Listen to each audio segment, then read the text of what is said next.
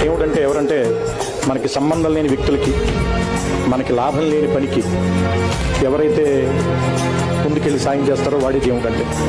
ఎందుకంటే దేవుడు అంటే పర్టికులర్గా 4 చేతులతోటి గద, త్రిశూలం, బాణాలు,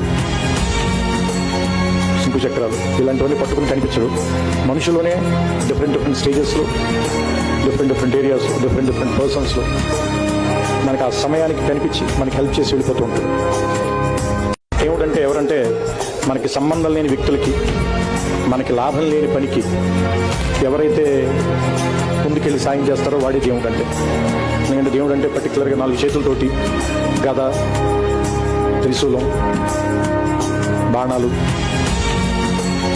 శంకు చక్రాలు ఇలాంటివన్నీ పట్టుకుని కనిపించడు. మనుషులోనే డిఫరెంట్ స్టేజెస్లో, డిఫరెంట్ ఏరియాస్, డిఫరెంట్ పర్సన్స్లో మనకు ఆ సమయానికి కనిపించి మనకి హెల్ప్ చేసి వెళ్ళిపోతూ ఉంటుంది.